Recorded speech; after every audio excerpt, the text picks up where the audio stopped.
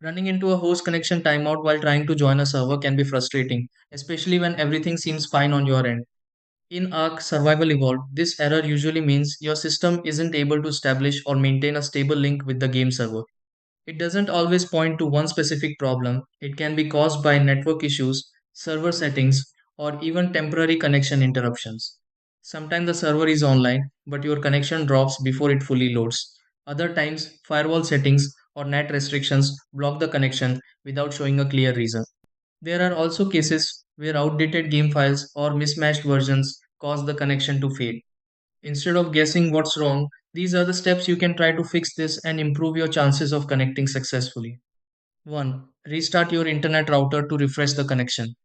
2. Check if the game server is online and not full.